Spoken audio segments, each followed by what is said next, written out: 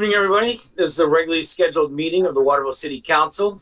There are agendas available on the city's website. All items appearing on the consent agenda are voted on in one motion and vote. Generally, these items are routine in nature and do not require discussion. All items listed under unfinished business or new business are voted on separately. First, councilors will be given an opportunity for questions or comments. Once councilors have had an opportunity to speak, citizens will be given an opportunity for comments or questions.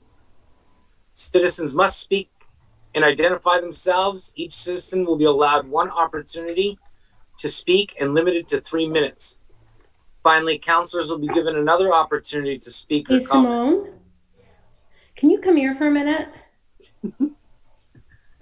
Citizens who would like to speak on a topic that does not appear on tonight's consent agenda or on tonight's agenda will have an opportunity to do so at the end of the meeting under public comments section of the agenda.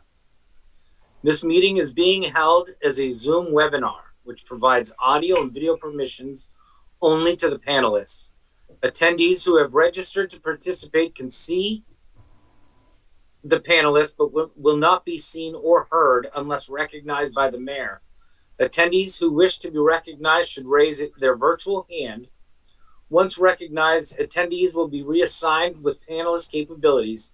During this process, your permissions will be reset, and it may appear as if your connection has been lost, but it has not. Once attendees are finished speaking, their permissions will be returned to attendee status. All right. Let's see here. I think I did all that right, Patty. I know it's been a couple weeks. Let's see. And any conflicts before we go to Pledge of Allegiance? All right, I see none. Everybody look at Rick. Rick, want to lead us? Yep. Jared over here. I pledge allegiance to the flag of the United States of America and to the republic for which it stands, one nation, under God, indivisible, with liberty and justice for all. All right. Let me see. We've got it here. I just got to bring up the agenda. I don't know where it just went. All right. Do managers report?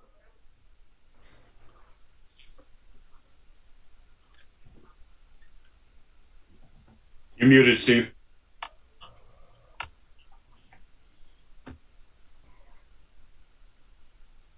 One more time.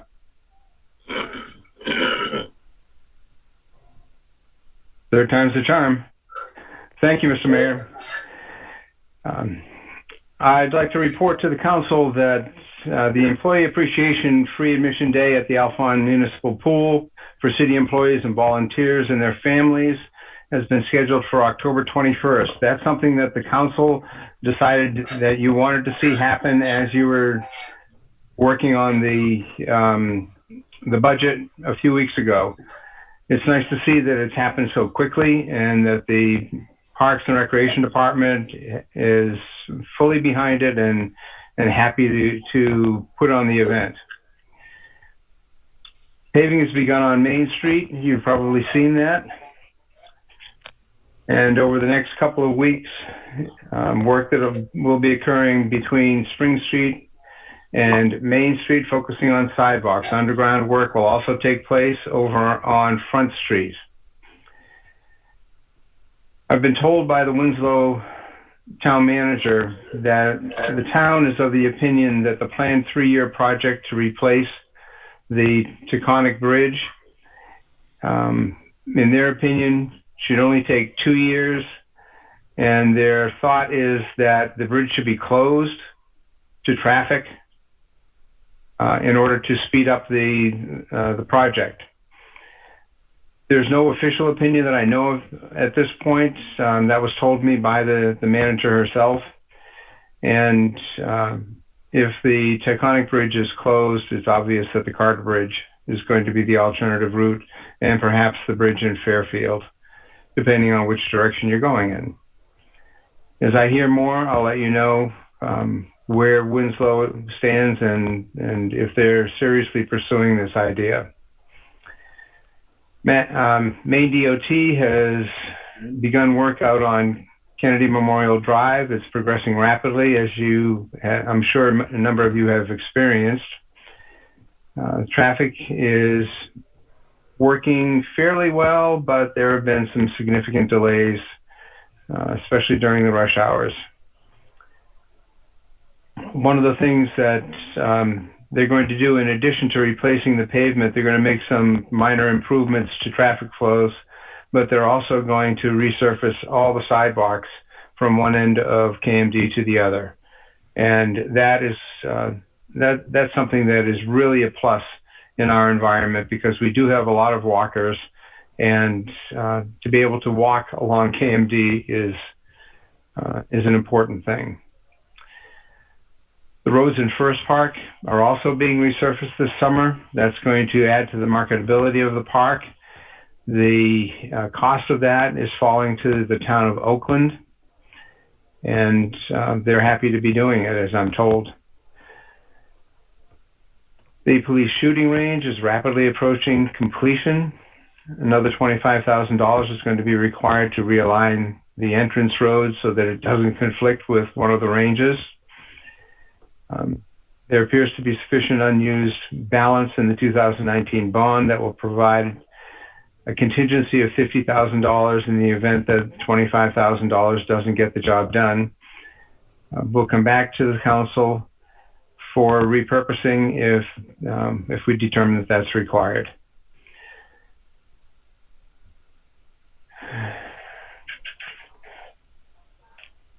And that is the end of my report for tonight. Eric fell off. He's trying to reboot his modem to get back online. So I will move to, until he gets back, approval of consent agenda. So moved. Second. Okay, can I get a roll call? Council Morris, Yes. Council Olivera, Yes. Council Klepak, Yep. Council Green, Yes. Council Foss, Yes. Council Frankie, I think we lost Councilor Frankie. and we lost Councilor Thomas. Okay, so that's 5 in favor and 0 opposed. All right, I'll try to slow it down. Do we want to recess for 5 minutes just to give them a chance to get back on, given the gravity of the votes that are coming? Absolutely. I'll make that motion that we recess for 5 minutes. Second.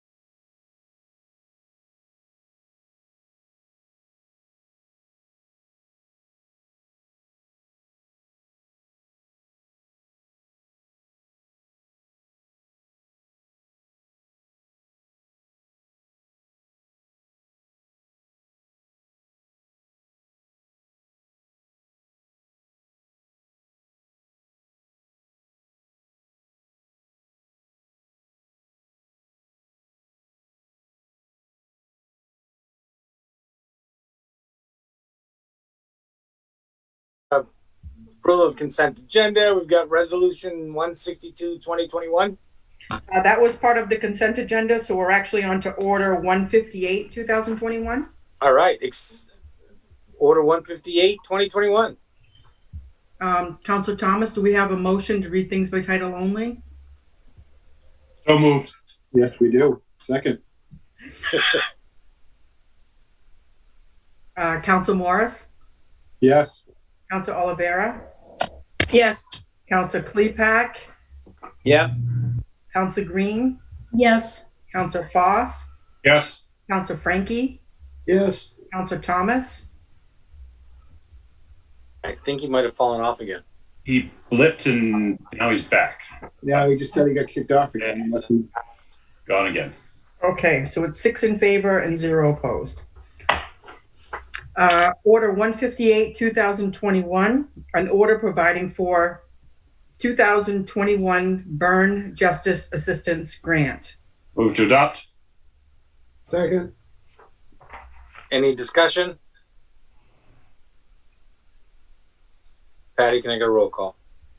Counselor Morris, Yes. Counselor Oliveira, Yes. Counselor Klepak, Yes. Counselor Green, Yes. Counselor Foss, Yes. Counselor Frankie, Yes. Counselor Thomas is not back, so the vote is 6 in favor and 0 opposed. Ordinance 159, 2021. An ordinance providing for amendment to the administrative ordinance. Move to adopt. Second.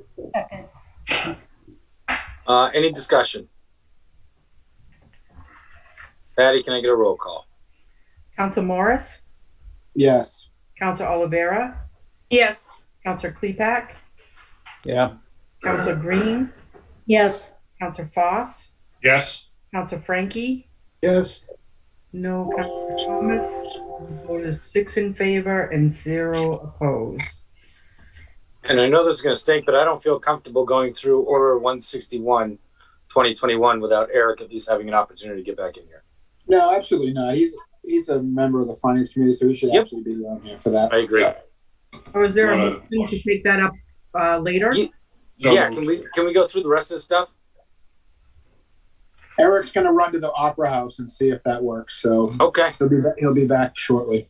So we'll go through the other stuff that we don't really need them for, and then we'll go from there. So let's make So the a motion is to take this out of order and put this at the end of new business, at the end of new business. Second. Any discussion? No, Patty, can I get a roll call? Counselor Morris, Yes. Counselor Oliveira, Yes. Counselor Klepak, Yes. Counselor Green, Yes. Counselor Foss, Yes. Counselor Frankie. Yes. The vote is 6 in favor and 0 opposed. Counselor Thomas, you better run. Right? Okay. Resolution 163, 2021. A resolution providing for renewal of a special amusement license to F&B LLC doing business as the Proper Pig. Move to adopt. Second. Any discussion? All right, Patty, can I get a roll call? Counselor Morris, Yes. Counselor Oliveira, Yes. Counselor Klepak, Yes. Counselor Green, Yes. Counselor Foss, Yes. Counselor Frankie. Yes. The vote is 6 in favor and 0 opposed. Resolution 164, 2021. A resolution providing for contract renewal with the Somerset County Communications Center. Move to adopt. Second. Any discussion? Counselor Green. Yeah, I just wondered if there is any change here that isn't reflected in the budget for this new contract. Steve? You're on mute. It doesn't yell at me. I don't believe there's any change here that we didn't anticipate. The county is very good about getting the information out early because of the budget season for the local governments. And Chief Massey hasn't indicated that this is a different number than was in the budget. Okay. Anyone else? Steve? Does everybody understand what this contract is for? Somerset County is the PSAP, or Public Safety Answering Point, for E911 calls for the city of Waterville. It's been that way for some number of years now. They take all the E911 calls and forward them to our dispatch center, who then dispatches either fire, ambulance, or police to whatever the call for the 911 call is for. It's a very good relationship, and this is done on a regional scale in many parts of the country very successfully. So we're fortunate to be part of this. Thank you, Steve. Any other discussion? All right, Patty, can I get a roll call? Council Morris, Yes. Council Olivera, Yes. Council Klepak, Yes. Council Green, Yes. Council Foss, Yes. Council Frankie. Yes. The vote is 6 in favor and 0 opposed. Okay. Order number 165, 2021. An order providing for acceptance of a firehouse subs grant. Move to adopt. Second. Any discussion? Nope. All right. Oh, Councilor Green. Sorry, I forgot. I just have one question, and that is whether this request is for additional equipment or if it's for equipment in the budget, in which case we might Save reduce some money. the budget. Yes, right. I would have to defer to Chief Essler. Which is great because we need to buy up some time. So can we get Chief Essler in here? Yeah. We can bring Chief Essler in just one moment. FYI, Chief Essler's a crooner. That's said it from Sing. I think I know the answer, but let's let him answer.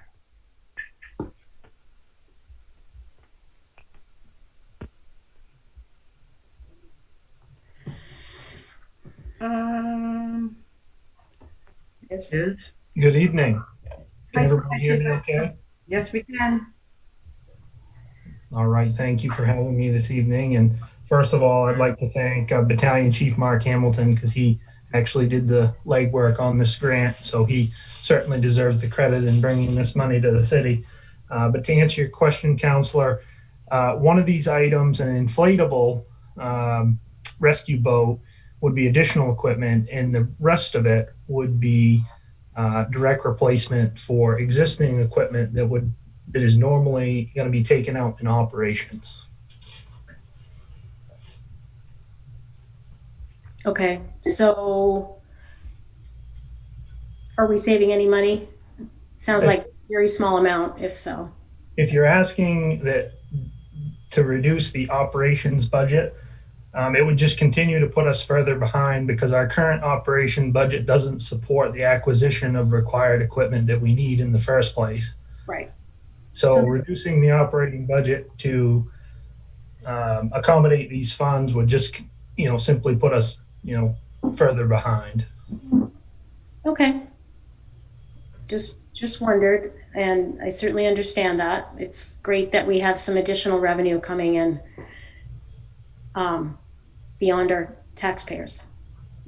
Yeah, no problem. We're always going to try to find a grant or find alternative funding for everything we do in the fire department.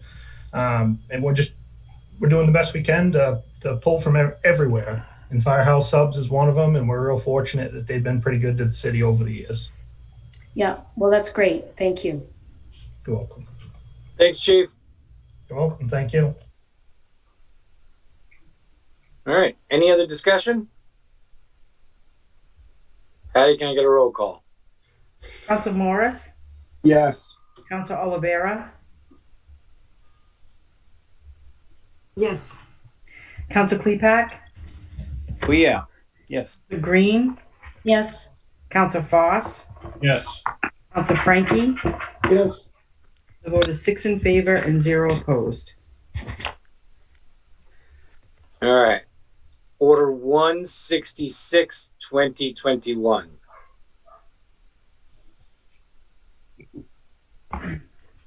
Eric, we dragged as long as we could, bub. Sorry, I don't know if my internet doesn't want to work at my house for some reason. Very good. Counselor Thomas, we're on order 166, 2021, and we have postponed the budget until the end of the agenda. Okay. An order providing for amendment to 2016 easement with Summit Natural Gas. Move to adopt. Second. Any discussion? Seeing none, Patty, can I get a roll call? Counselor Morris, Yes. Counselor Oliveira, Yes. Counselor Klepak, Yeah. Counselor Green, Yes. Counselor Foss, Yes. Counselor Frankie, Yes. Counselor Thomas. Yes. The vote is 7 in favor and 0 opposed. All right. Order 167, 2021. An order providing for renaming a portion of Doctor's Office Drive. Move to adopt. Second. What are we renaming it to? Marigold Drive, Marigold Lane. Marigold Lane. Full disclosure, I did not come up with that name. There. Marigold Lane is much better than Marigold Drive. Any any discussion? You should vote on it. All right. Seeing none, Patty, can I get a roll call? Counselor Morris, Yes. Counselor Oliveira, Yes. Counselor Klepak, Absolutely. Counselor Green, Yes. Counselor Foss, I'm going to echo Councillor Klepek's enthusiasm. Yes. Counselor Frankie, Yes. Counselor Thomas. Yes. The vote is 7 in favor and 0 opposed. Ooh, and the part of the evening we've all been waiting for. Resolution 163, 20. No, I lied. It's Order 161, 2021. An order providing for appropriation of municipal and school operating budgets for the period of July 1, 2021 through June 30, 2022. Move to adopt. Second. Any discussion? I'm sure there'll be plenty. Actually, I rescind for now. What are we rescinding? Your second? I had my hand up. I'm pulling it back down for sorry. now. Steve and then Eric. Mr. Mayor, with your permission, I'd like to have our finance director admitted to the meeting. Absolutely. I mean, who else are we going to grill? Well, We'll bring that in. he's the one with the numbers. And he does have some updating to report regarding the budget order, in particular having to do with the school department. All right. Should we bring the school in also? I would think so, yes. Let's bring in Eric. Come on down.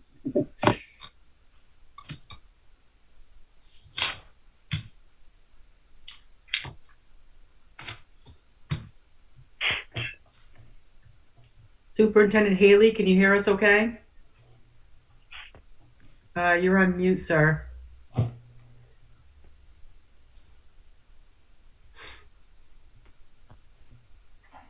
Okay, can you hear me now? Yes, we can.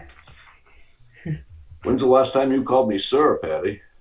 I think that was the first time.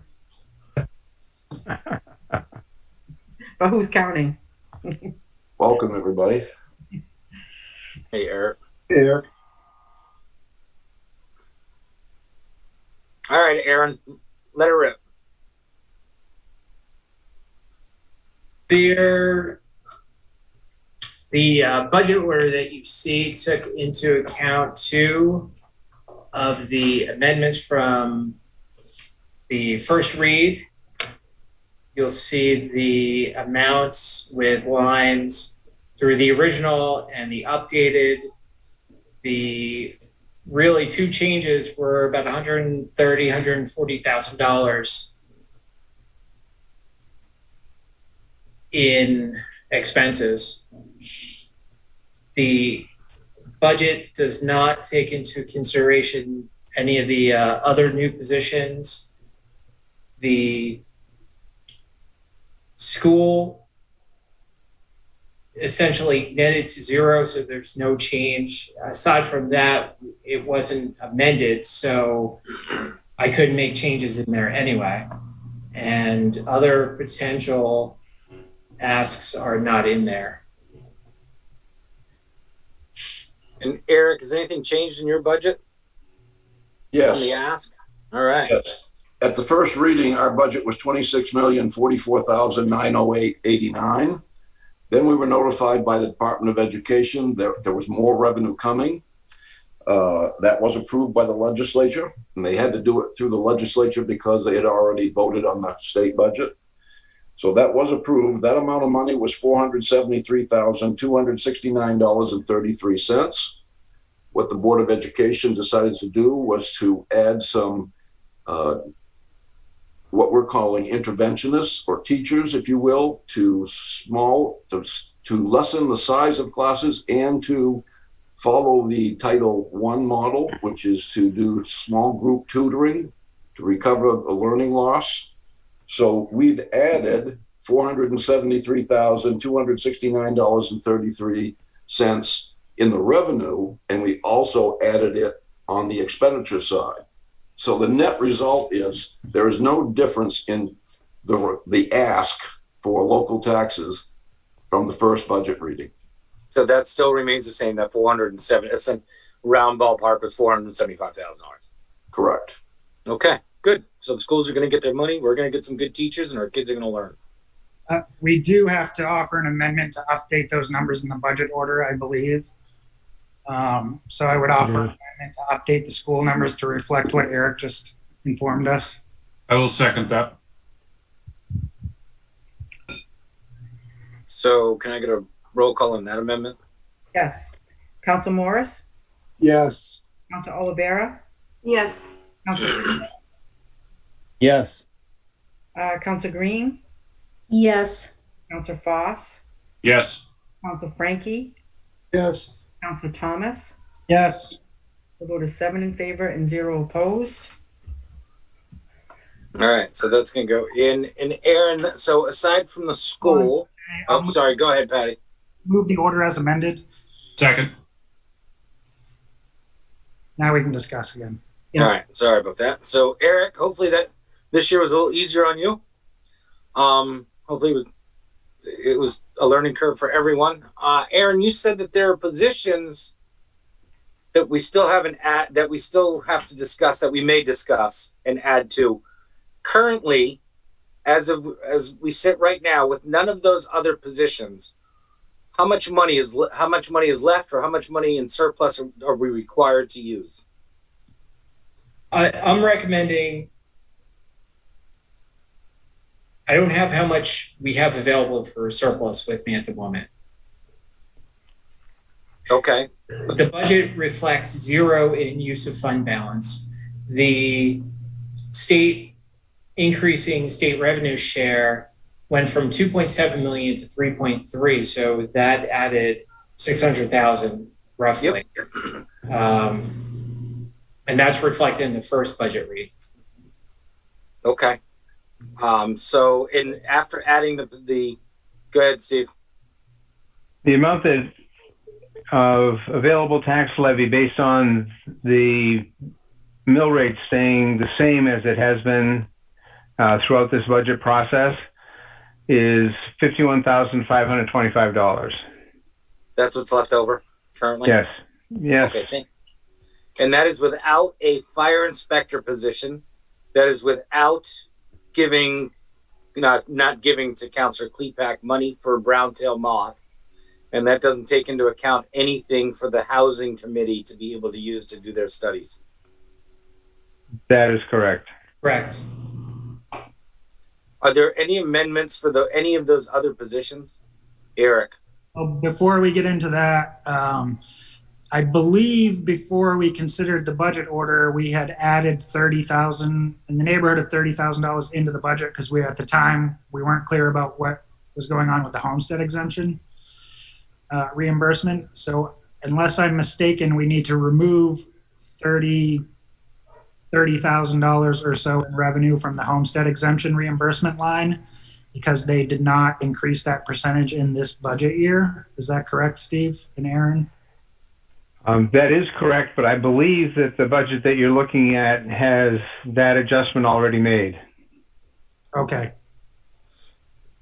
In fact, I know it does. I looked for it and it's there. Okay, just want to make sure we're clear on where we stand before we start talking about other positions.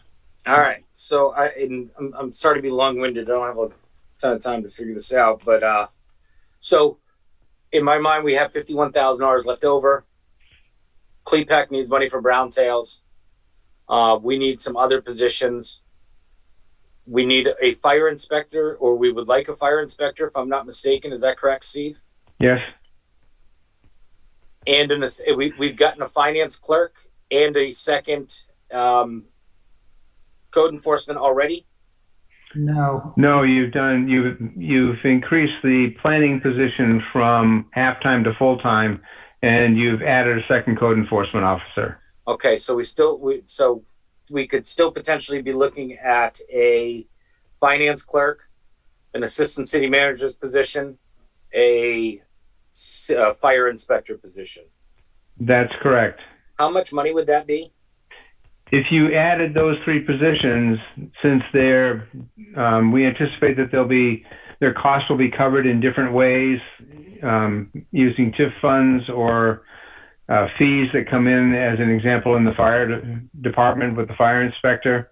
Yep.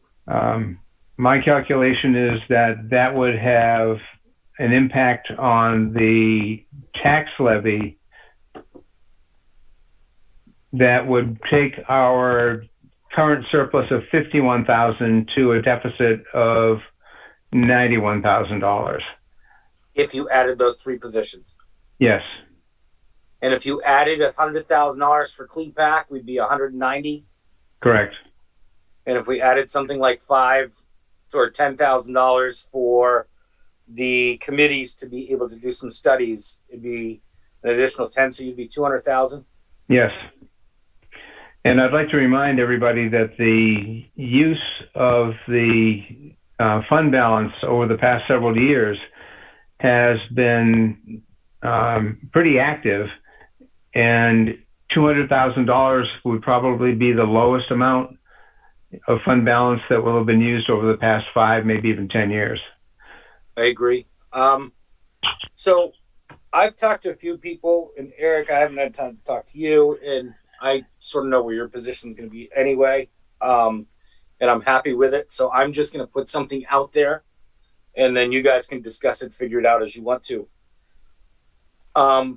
I think that, and I've talked to Councilor CLEPAC. Councilor CLEPAC, we discussed that $100,000, and I said that I think you'd get more buy-in if we use like 20 or 25,000 of that to sort of mitigate some tick stuff. Well, yeah, I mean, that's why I put that. But I mean, if you look at the budget, I actually have a little bit slightly tweaked version of that. But yeah, I put 25 grand in there for spraying for ticks across public property. I mean, that would be like out at Quarry Road and on the various municipal lands. So I appreciate that. I just wanted to make sure that we were clear on that. And Councilor Green, in our discussions, we've discussed several times some sort of funding for the committees to be able to do some sort of studies and different things that you would like to do. Let me be clear about the ticks. I'm sorry to cut across you, Jay, but no, go ahead. That is not a topic that I have rigorously investigated, right? So that Agreed. number is not one that I have a strong conviction about. Yep. Or And so for me, really, what I'm trying to look at is like when we did the nonprofit committees of looking at $100,000 that we could spread along. In my mind, it makes sense that if we set aside a fund for pest control and you put $100,000 in that, that's going to cover if you use 80 or 85 grand for the brown tail, and then something for some other pest. This one just happens to be ticks that I've discussed with you and Councilor Foss. So I'm not holding you to any of those rough numbers. I'm just trying to keep it all up here right now. Mhm. And Councilor Green, am I correct in our estimation that that's sort of what you would like some of the money for your house, for the housing committee at least? Well, certainly at a minimum. But the other element here is the ARP funds. Waterville is going to receive $1.7 million. Some of that can be used towards affordable housing projects. Yep. Perhaps some of it could be used to fund a study. This seems to me is an important area for us to look at regarding the budget in terms of, if there's any costs that could be paid for with those funds that are currently in our budget. That's a possibility. And I'm sure some of that money will. I know that we have talked as a city, Eric and Steve and I have talked in committee meetings about giving some money to city workers who worked during the entire pandemic, using some of those funds to be able to do things like that, which I am fully on board. Our people were on the front lines. They should be compensated for that. So if I add those numbers in those positions and CLEPAC's ask for money, I'm at about $300,000. Am I correct, Steve? No, 200,000. So 200,000, I would have to use 150,000 of surplus, or we would have to use $150,000 of surplus if you guys decided to go that way. Yes. I'm waiting on Eric. Eric's sort of. Yeah, I don't think that's correct. No. You said That's that why. That's what I'm trying to say. I'm trying to get to the root of it first. Go ahead, Eric. 3 positions, I think Steve said, would put us 91,000 into the red. So then if you got $100,000 for brown tail mouse, now you're 191. And then I didn't hear the number that Rebecca. Let's just say it's $9,000 to make it 200,000 even. Right.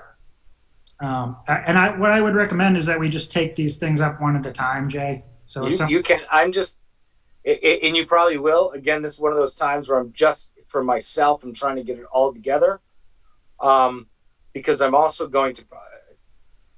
You can discuss it any way you want.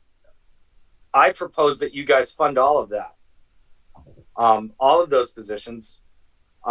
We have the money to do it. We'll have to use some surplus, but in the same token, I wasn't part of your last budget meeting. I wasn't here. But Rick brought up a good point about trying to go down lower on the mill rate. And I know Eric has valid reasons why he would like to not go lower on the mill rate. So I'm just going to put it out there. I think that we can fund all of those positions and lower the mill rate about 51 cents to bring it to 25.25. That would require us to use about $370,000 worth of surplus to give back to the residents. However, I know that that's a tough ask, but we've always told our residents that there is no tax break, there's no tax cut. We're not getting revenue sharing. We're not getting this. We're starting to get that. And as much as I hate to sort of lower the mill rate before there's another governor's race, I may not get that opportunity. So I'm gonna do it now. So I'd like to do all of those positions.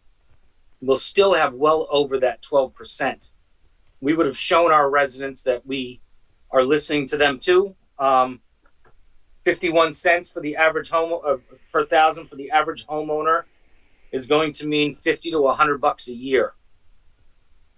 They should also know that their taxes in the next couple of years, when you do a reevaluation, even though the mill rate's going to drop, their taxes are probably going to go up. So if I have one opportunity to do all the things that the city needs to do and should do as far as staffing, and find a way to give our residents some sort of relief, I'd be remiss not to do it. So I'm gonna, and I hope one of you will bring that up. I know there's gonna be some compromise in there. I'm willing to compromise, but I also think that our mill rate being in quarters, I don't understand 25.76 or how we ever got there. 25.75 would have made a lot more sense to me. But really, I just needed to let that out. So I've spewed my garbage, and I'll leave it to the rest of you. Councillor Foss. I'm going to make the amendment that we lower the mill rate by 0.51 cents per mill, in accordance with what the mayor just laid out. Second.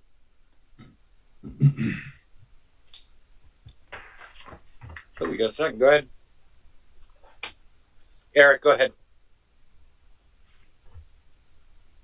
I mean, I'm going to sound like a broken record, but I think that's really bad fiscal policy.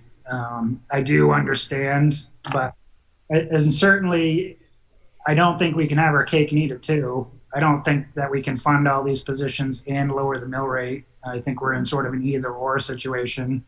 I think there's certainly an argument that, you know, the money for the mitigation of the brown-tailed moths and other pests, that can be budgeted out of surplus funds.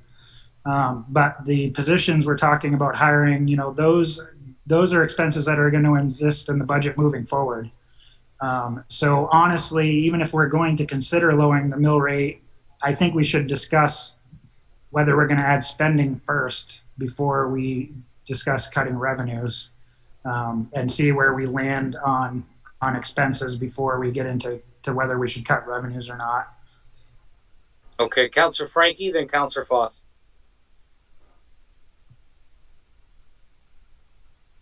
I agree with Eric. We don't want to put the horse before the cart before the horse.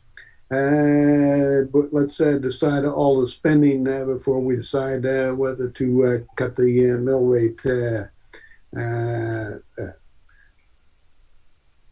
I'm good. Again, I just wanted to get it all off my chest first so that you knew where I was coming from.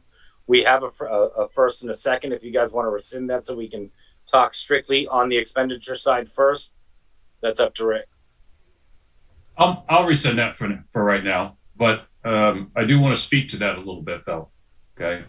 And Good. What the mayor was just proposing in all of the numbers that I've written down, and Steve, you can correct me if I'm wrong. Last budget talks, we had an additional $130,000 year over year expenditure, new. The previous budget talks before that were an additional $150,000 for programs, which is, by my rough calculation, $280,000. If we go forward with the brown-tailed moth, that's an additional $100,000. And Councillor Klepak, I do have a question on that $100,000 when the time is appropriate. If that's going to be a one-time, a 3-year, or a lifetime expenditure year over year. Yeah, we can talk about that.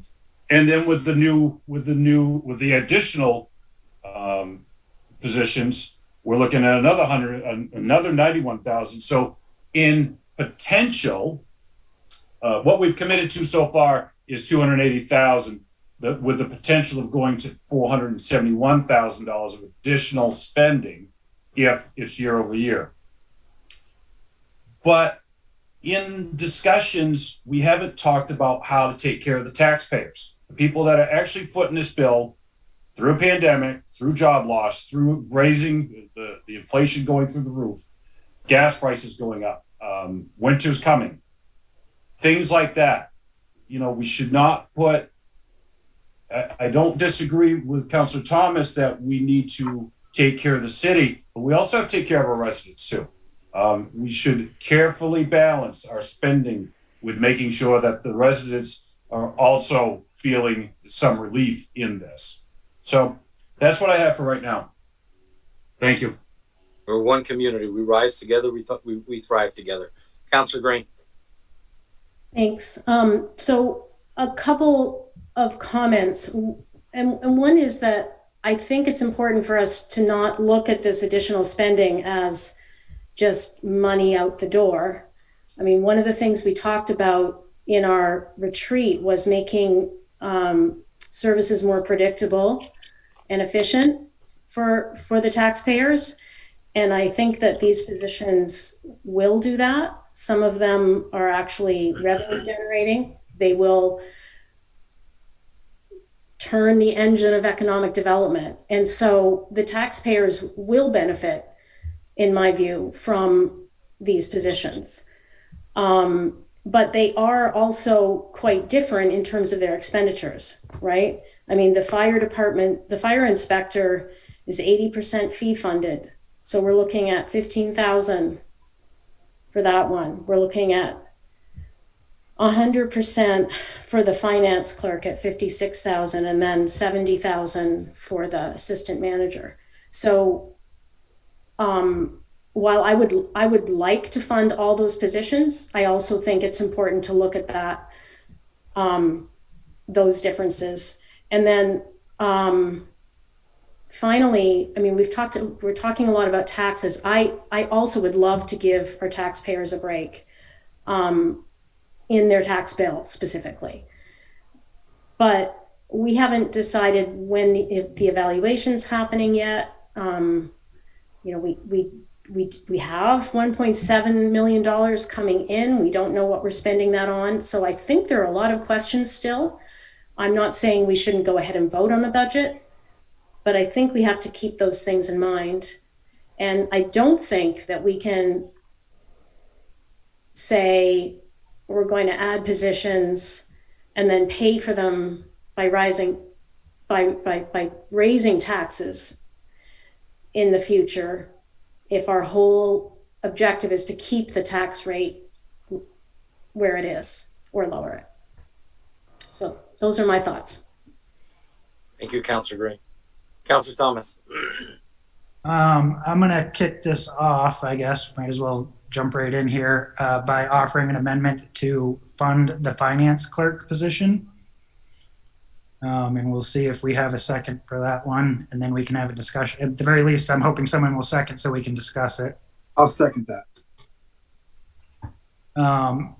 I'm going to go first, Jay. That position is important because this was an experiment the city tried a few years ago. We cut one of the finance clerk positions and turned them into a half-time bookkeeper.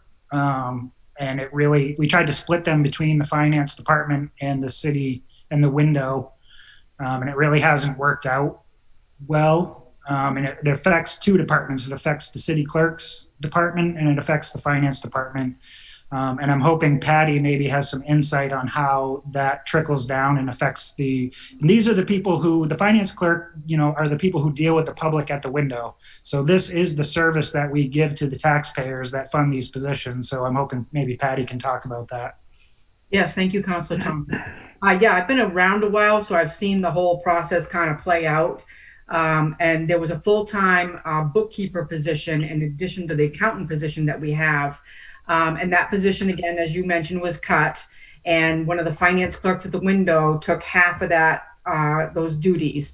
The problem is that whenever, on Tuesdays and Thursdays, when there's payroll or accounting things to be done, that window position gets pulled off the counter, which impacts all the other counter work. And when we're short-staffed, that further impacts it. So I've made the analogy that we're a hockey team with 5 players. We have no backup. So we've seen lines go out the door recently because we just don't have enough folks. So we tried to do it with the halftime position, but it does impact us significantly, especially during elections when we can't be on the counter in the clerk's office helping customers. We're pulled away exclusively really for voting. So you're really left with one position at the counter if that second finance clerk is off the window doing payroll or accounts payable. We've been very fortunate that we haven't had a lot of sickness with the staff members in our both departments. That's been fortunate. But if we do have a long-term sickness, we're in trouble. We really need the position. So I'm really in favor of this. I think it's important. I think that the controls of that accounting position are sacrificed, if you will, by having it be a half-time person. And so bringing that control back to the accounting department and having a full-time assistant there, I think is critical. I concur with Patty. I find it really difficult to have someone that's jumping from the counter to doing accounting work, and it's just not. It's very hard for everyone around. My video keeps cutting out, so I apologize. So everything Patty said is on target. Councillor Foss. Steve, how much is that position going to cost us against the budget? $56,705. 57,000. How would that be funded? Tax levy. Okay, thank you. That's all I needed. And I agree with Eric. That is an extremely needed position. And Eric, I don't mind you keep walking around. It's pretty good. Let's see. So anybody else on this topic? Betty, can I get a roll call on this amendment? Council Morris, Yes. Council Oliveira, Yes. Council Klepak, Yes. Council Green, Yes. Council Foss, Yes. Council Frankie, I'm sorry, I missed part of the discussion. What amendment is this? This is the adding for the finance clerk club. All right, I'll vote yes for that. Council Thomas. Yes. It is 7 in favor and 0 opposed. All right. I'll move the Eric? order as amended. Second. Second. Any other positions, Eric? Well, we might as well move on to the next one. So I will offer an amendment to add the fire inspector position. Second. And is Sean still with us? Can he come talk on this? And this is an important one. I don't know if we want to let Eric Haley go or not, or if Eric just wants to hang out for fun. Or Are we? Was Eric? You can hang out, but you can go. I think we've already said yes to you.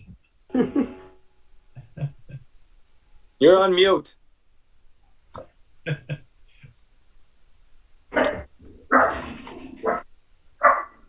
Oh, I think he was saying goodbye. yeah, he's gone. All right. Let's go with that. Good call, Thomas. Good call.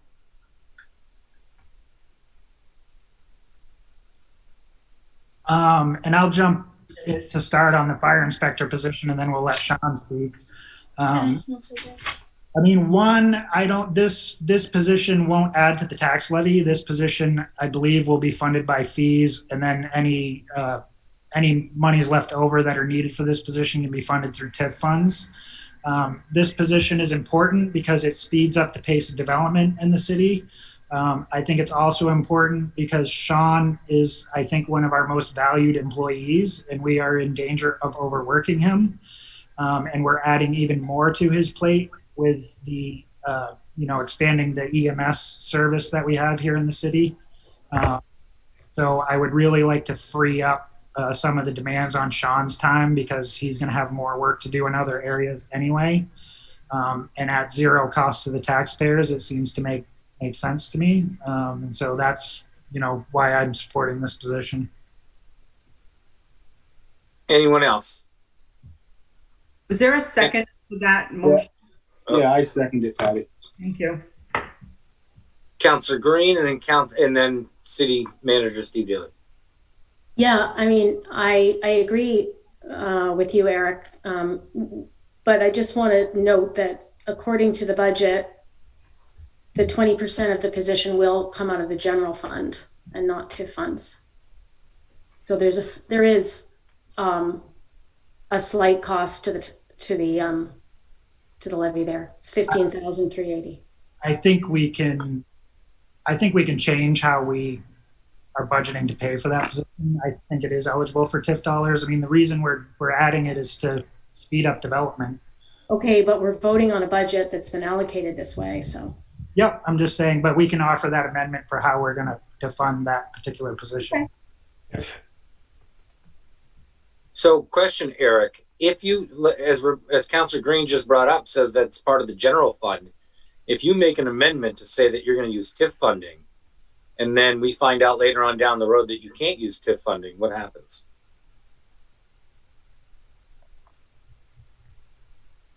Well, I'd be really shocked if that happens, first of all.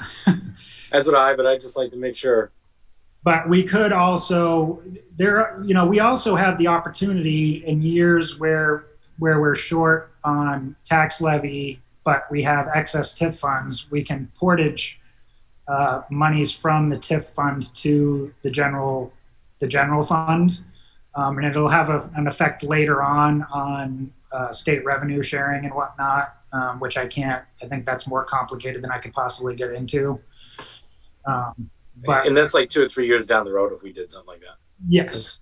Yeah. That's correct. Remind everyone that we do have substantial new TIF revenues coming online over the next 2 to 3 years with the completion of Colby's other projects downtown. Keyword being substantial. Steve Daly. I was going to make the correction that Councilor Green did. Thank you. Councilor Foss. 2 questions, Mayor. Steve, how much is this position going to cost us? As the position itself? The position itself has a cost of $76,900. Chief Essler, can you hear me all right? I can, Counselor. What's your projections on the revenue being generated by this position? So, like I told you before, an exact number is very difficult to estimate. But what I know for certain is the city has 189 city-issued licenses to our businesses. Each one of those businesses, we would charge $50 in accordance with city ordinance to conduct an inspection. That's approximately $10,000 in revenue. We also have another 200 buildings that are over 10,000 square feet. We would also charge them $50 for doing an inspection. Bear in mind that these inspections could take 3 or 4 hours a piece. I estimate another $10,000 there. If you lump the fire alarm work in with this position, I estimate another $10,000 there. And again, how much development is the wild card here? But I can tell you, since we last met, since in June, plans reviews generated just under $51,000 so far this year. So while I can't give you an exact number on how much this position will generate in revenue, I feel that we'll be sitting pretty good. Would a fair number be placed at about 40,000 for revenue generated? I think that's conservative, but yes. Okay, thank you. Did we lose Claude? Popping in and out.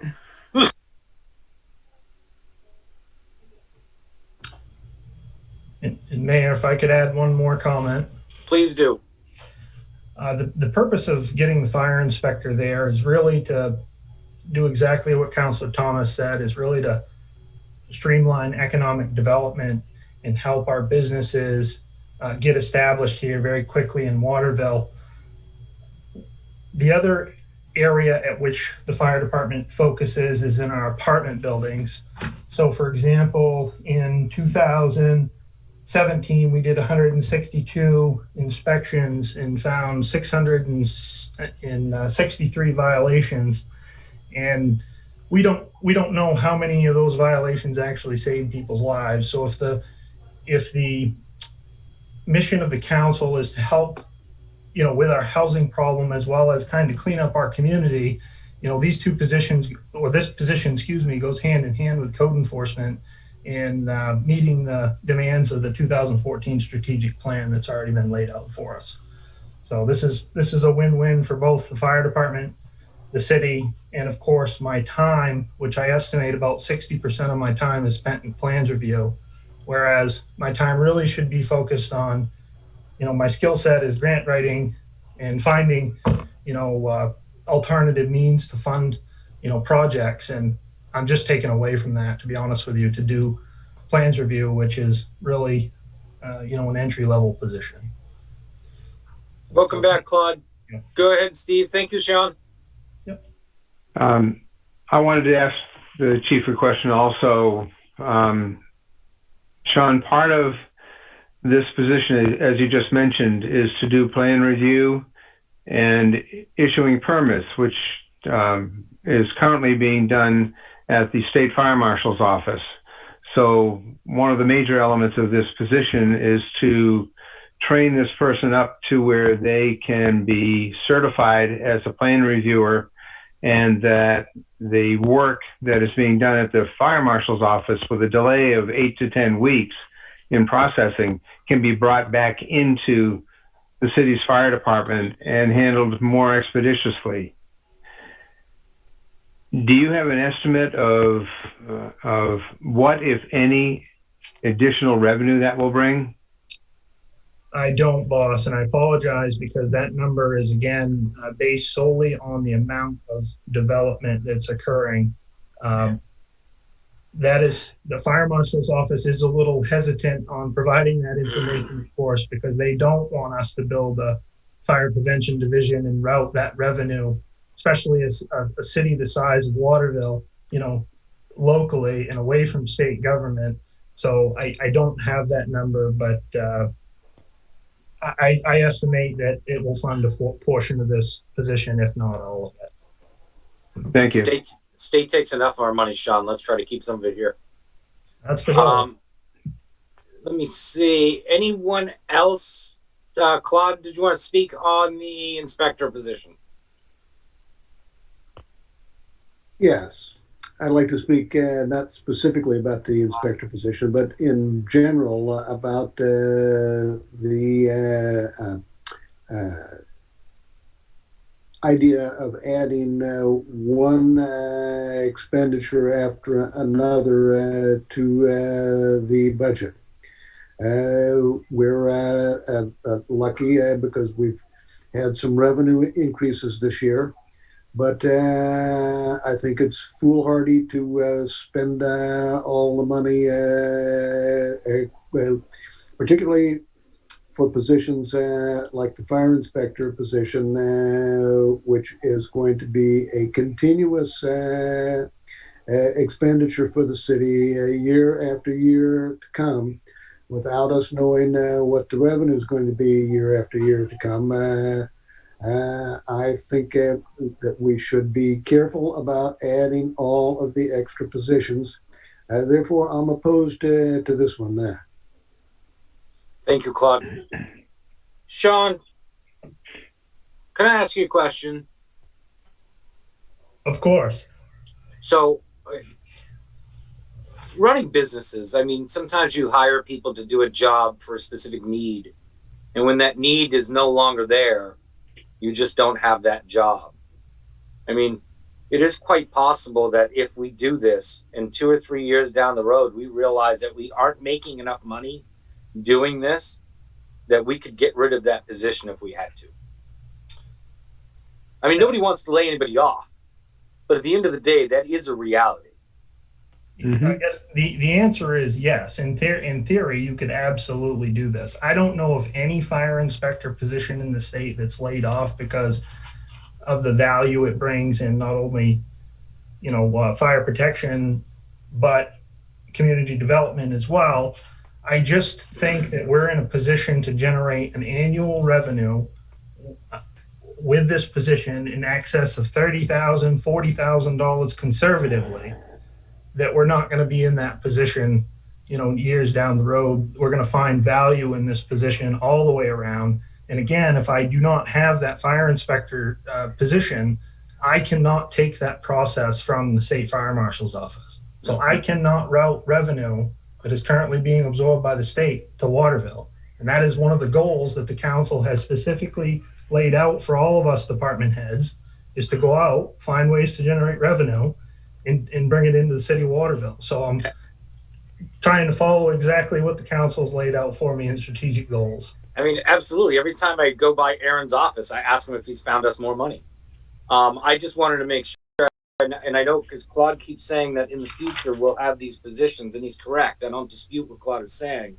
I'm just making sure that people understand that if for some reason we make a mistake, we can backtrack from that mistake. Anyone else?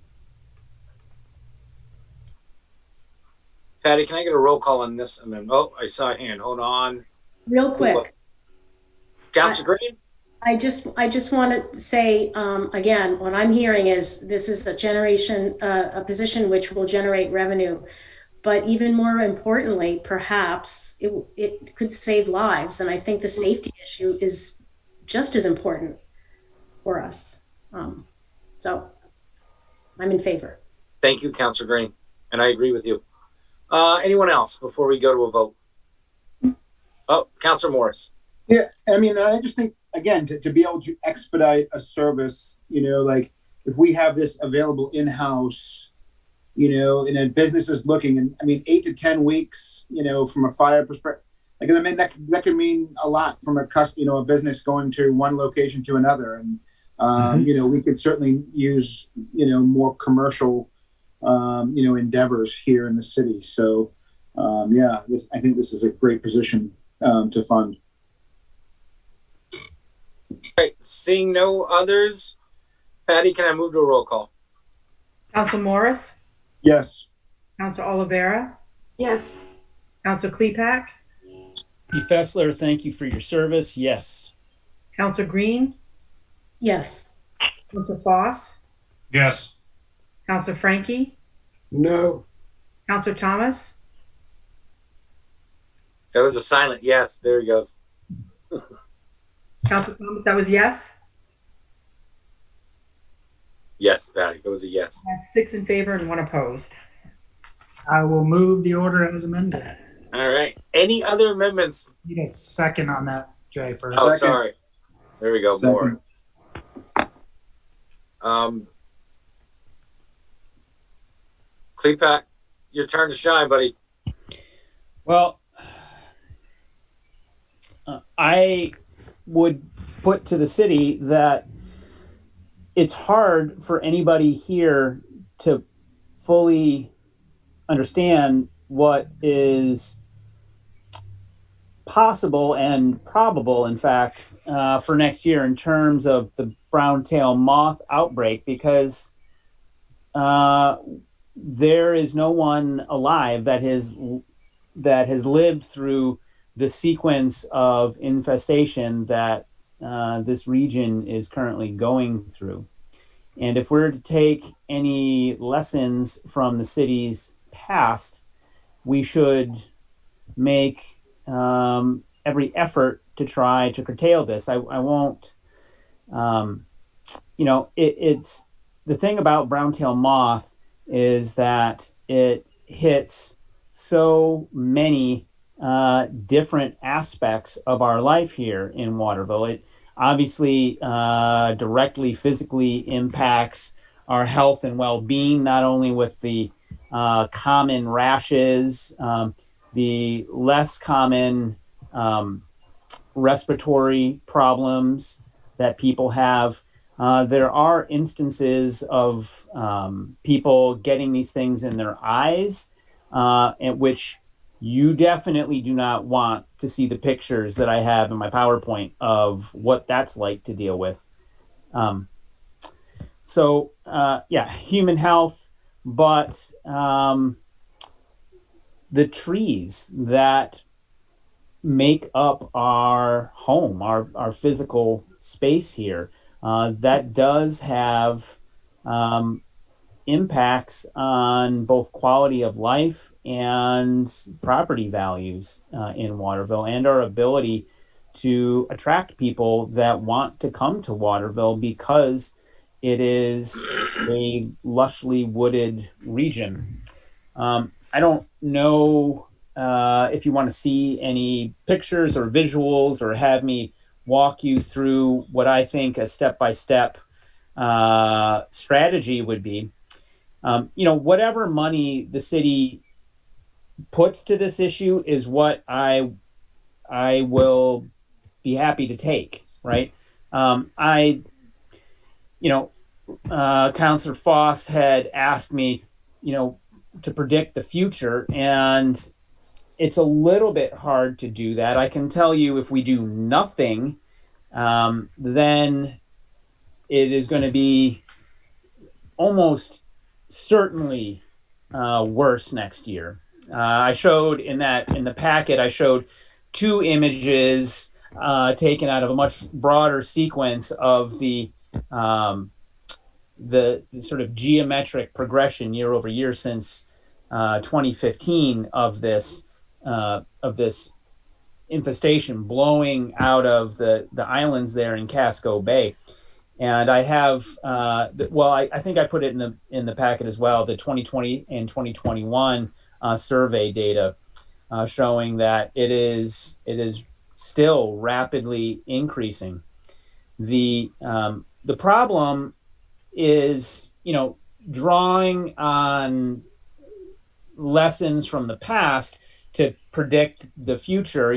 How did the outbreak resolve itself in a century ago? There are a number of things that are different now than then.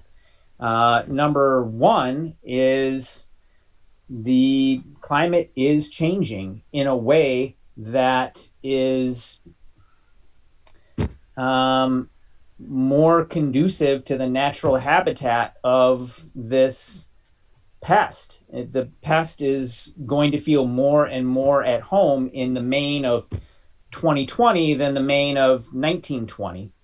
And that's for a number of reasons. One of them being the effects on life cycle. I don't know if you want to, I think I included a picture that showed the effects on the life cycle stages.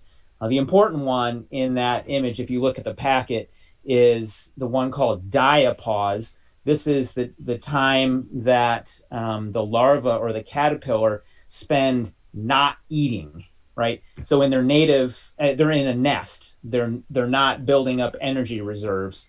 And so the shorter that time is for those insects, the more time they're able to spend feeding and building up energy reserves and being more robust.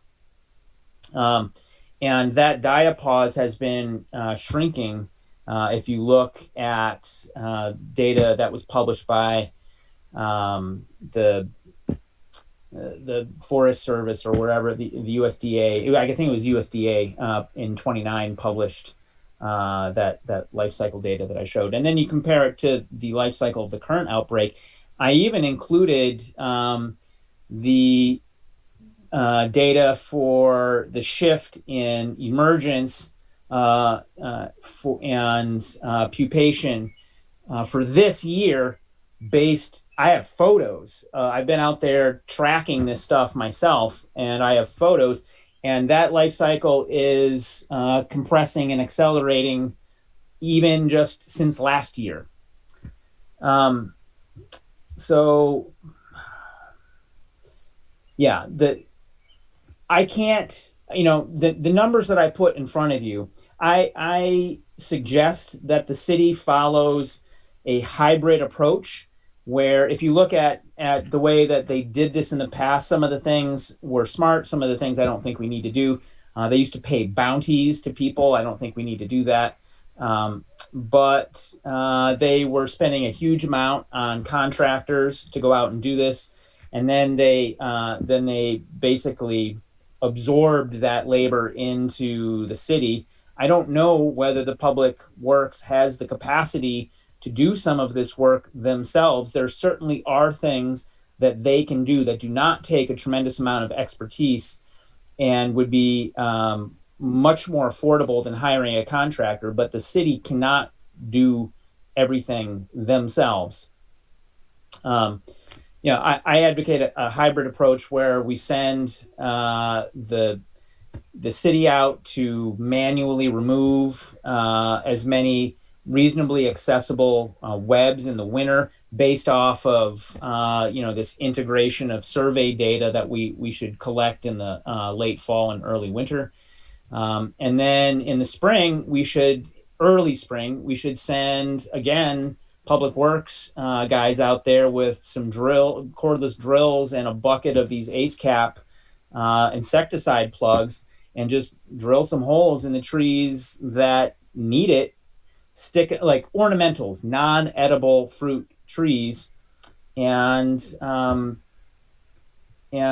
target the larvae that are nesting in those trees as soon as they emerge. And then after that, that's when hopefully you've lined up the contractor and we have an inventory of what's happening in the city, so we can send the contractors to the trees that the city was not able to manage.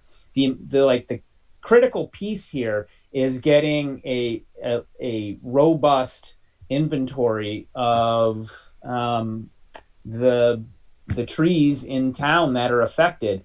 And this is one of the reasons I was pretty compelled by working with Bartlett, because they have this what seems like pretty robust software, this Arborscope, I think is what they call it. But it's basically like GIS data that this is like spatially resolved data that enables Matt or someone in his team to go in and annotate tree by tree in town across all the properties what the impact has been on that tree, what treatment has either been done or is proposed, and that software has other applications too. For example, that's the kind of thing that helps you when you're writing grants for like Tree City USA, all that kind of stuff. So I think it's a pretty useful tool to not just hand the whole thing off to some contractor, because you can send untold amount of money out to have somebody climbing all the trees in town trying to clip stuff and having et cetera, et cetera. I think if we're smart about having as much of the work done by Public Works as can be done, and then but working hand in hand with a contractor and the other municipalities. That's the one thing that I have not really been able to, I haven't had the time to do yet, which is to, really reach out to some of the surrounding communities and take their temperature and see what they think about the problem. In terms of, the cost down the road, Rick, I wish I could tell you exactly how much it's going to cost this coming year to take care of this problem. I don't know that. Once we get through 1 year cycle of this, it'll be much easier to answer that question. But there's always going to be some unknowns. What ends these kind of these outbreaks? It's unlikely that Waterville, just by these mitigation strategies, is going to be able to end this outbreak altogether. We're waiting, you're hoping for various environmental cues that will run them down. One of the things during the original outbreak that ended it for them, there's been studies that have shown that these bugs basically eat themselves to death. So Maine was a little bit less forested than it is right now. There, believe it or not, there are more trees here than there were 100 years ago. So back then, the moths were able to self-limit. They have this sort of intra-species competition and they eat themselves out. That's probably going to be less of a problem for them now, and not as likely to crash their populations as it has in the past. So we're one of the things. There's this fungus. You need cold, wet springs. A couple years of that would really be useful. I showed some data how a cold, wet spring is actually what down in Freeport is what drove it up here into central Maine. Parasites are another way. There are 9 native parasites that are able to take them out, but Waterville is so lucky in that we are the one municipality that was studied by the group up at UMaine. Eleanor Groden, this researcher up there, took cocoons from across the state,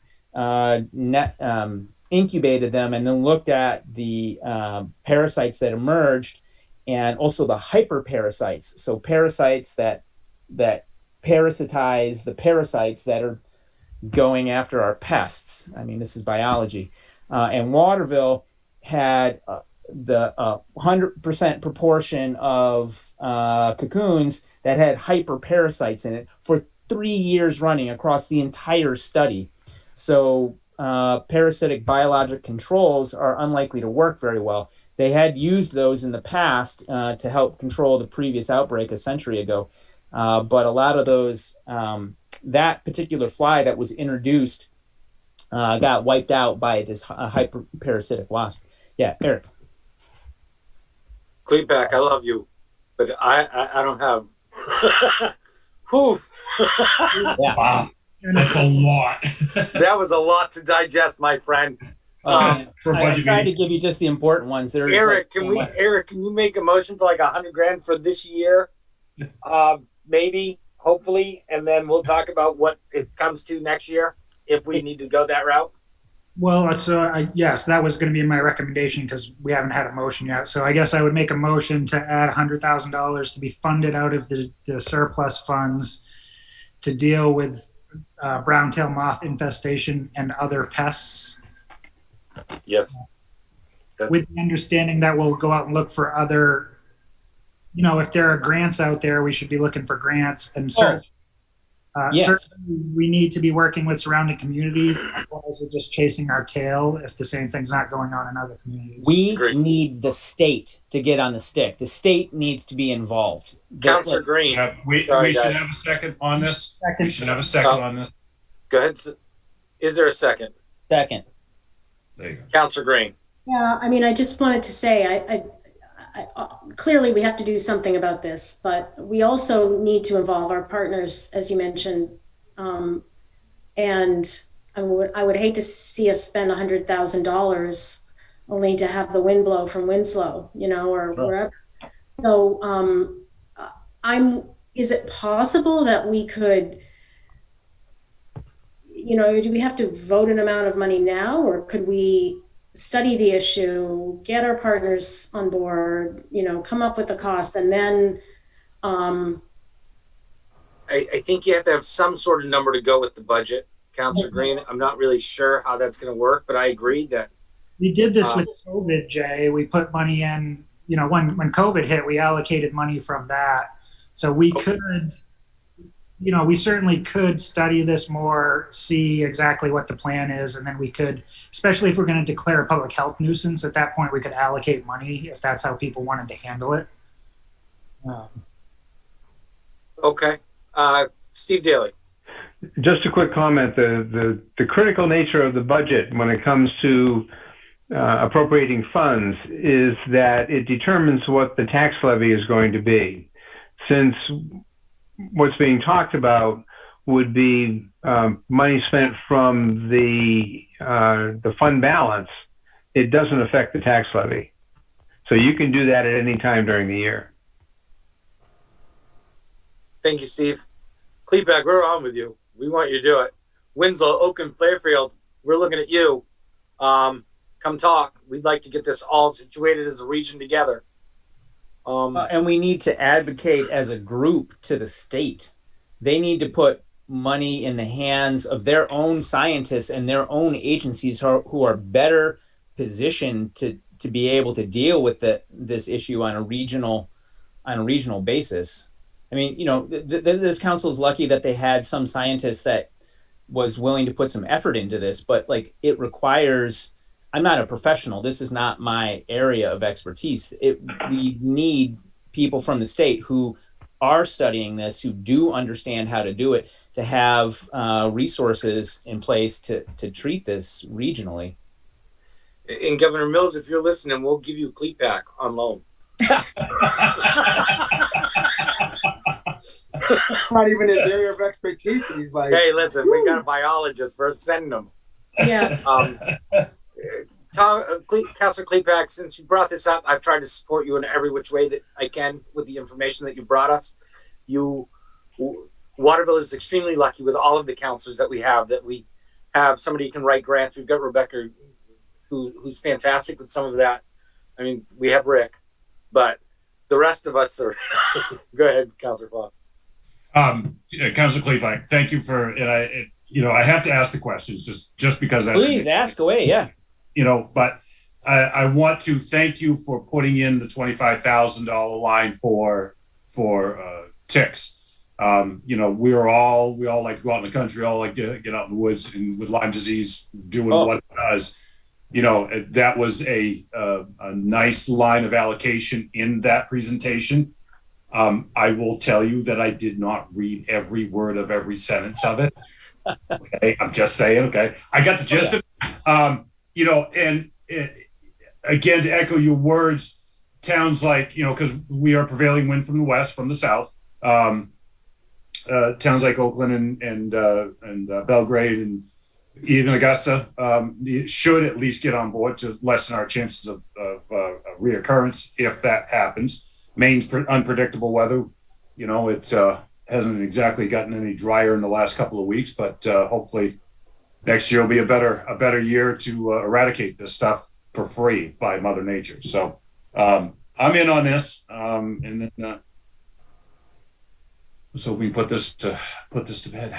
Yeah, I mean, Lyme's disease. I don't know if anyone else on the council, but I had it this spring. It took me out for a month. I don't want it. Anybody else? Councilor Green. I'll just throw this in too, that, I mean, if by including these funds in the budget, we can show that we are very serious about tackling this problem, then, I mean, I'm all for it. I think we need to do something.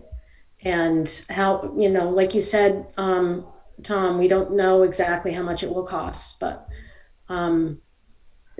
we do need to address it. And I want to echo the thanks for you for putting this together. I feel like we got a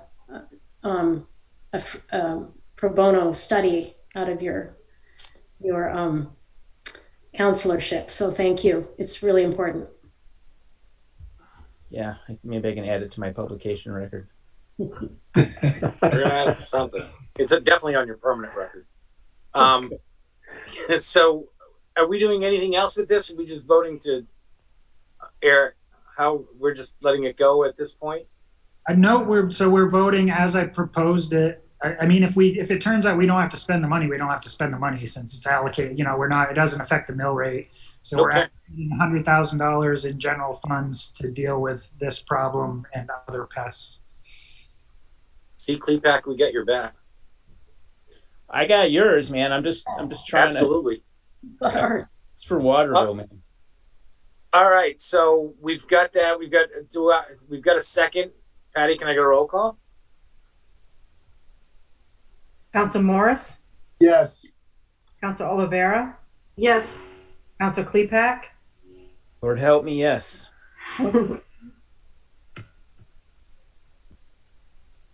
Councilor Green? Yes, for me. Thank you. Councilor Foss? Yes. Councilor Frankie? Yes. Councilor Thomas? Yes. The vote is 7 in favor and 0 opposed. I'll move the order as amended. Second. All right, so that's gone. So before I go to Eric, Councilor Green, I'm back to you. Mm-hmm.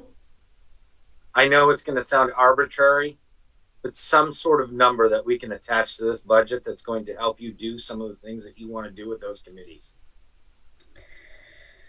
Well, you mentioned 10, and I think that's certainly a great mark for what we need. Yes. In worst case scenario, Councilor Thomas, can't we just pull that out of the $100,000 that we set aside for nonprofit type stuff? I'm sorry, Isn't that a sen- I missed that. What was it? if we gave Councillor Green or put $10,000 into the budget so that they could some of the committees that we have could do some of the studies that they need, could we pull that out of the $100,000 that we've already set aside, or is it an additional 10 grand? I think it would make sense to allocate it out of there. So I would lower the funding for outside nonprofit agencies to 90,000 and allocate 10,000 of those dollars to support studies by committees. And really, we haven't. The other committee hasn't met, and it's going to be throughout the year anyway. And we don't know if there's anybody else that's going to apply for those funds anyway. So, as long as we're putting them to good use, Councillor Green, are you okay with that? Yeah, I mean, I guess what I would say is that I think organizations will apply for that money, and I think there's a lot more need than there is there. Yep. In that fund. As I said before, we do have $1.7 million coming to us. Some of those funds can go to nonprofits and support who've been hit by the pandemic, such as people. It's rent relief, affordable housing, that sort of thing, and we could be talking about anything from a study, a project, a program, but we haven't really discussed those funds. So at the very least, something for the housing committee would be great, but I wouldn't. And I was under the impression that the $100,000 that's set aside for the agencies comes out of TIF funds, right? Yes. Okay, so I'm happy to have something in the budget for the housing committee and other committees that need funding, but I don't want to reduce support for other nonprofits. And again, that's one of those things that we don't have the extra 1.6 or $1.7 million as a part of this budget. So that is something that throughout the year you'll be able to modify and amend later. But I want to make sure that there is something in here that is allocated to do the thing that you actually want to do. And nobody wants to rob Peter to pay Paul. But in essence, that's what we have to do at this point to make sure that you have access, or that those committees have access to be able to do some of these studies. Wait, so was there a motion to add $10,000? No, there's been no motion. No. I'll second. I would move to add 10,000 then. Okay. I'll second that. So to 110,000 versus 100,000. Well, this is a separate 10,000. This is a separate 10,000. I think this is different because it's going to city committees rather than outside agencies. Okay. So we're adding 10,000 for city committees. And I've got a second. Patty, can I get a roll call? Council Morris, Yes. Council Oliveira, Yes. Council Klepak, Yeah. Council Green, Yes. Council Foss, Yes. Council Frankie. Is Council Frankie here? Oh, Council. He is. He's muted, I think he's frozen again. but he's awful still. Okay, Council Thomas, Yes. and Claude is gone, so that's 6 in favor and 0 opposed. Anybody else want to add anything right now? Are we still in the expenditures part? Yes. Okay.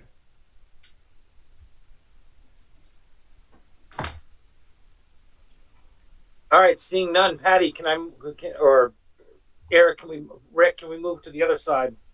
We can. I have voted for some of these things. I have voted against some of these things that are publicly facing that would take care of our residents coming into City Hall. Things in the fire department. I'm not an unreasonable guy. I understand some of these needs as the city grows, that, expenditures are going to increase. We're going to need to increase staffing. I side with Claude sometimes on some of these things.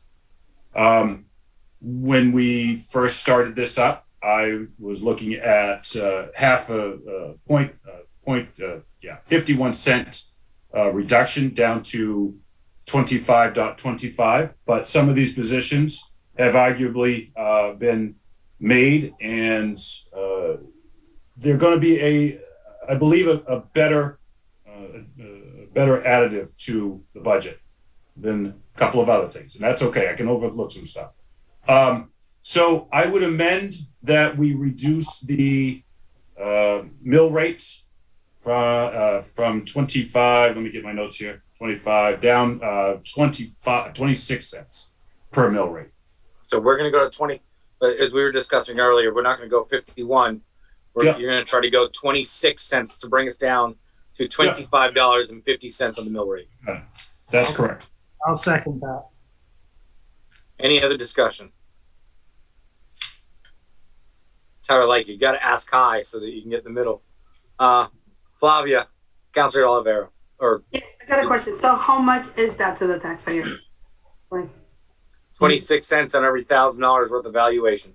Okay, so 26. Okay. You own $125,000 home. 25,000. If you get the homestead exemption, you're only taxed on 100,000, so it equates to $26 for that. It's grandma's prescriptions, and I'm good with that. Sorry. Go ahead, Rick. It's not much, and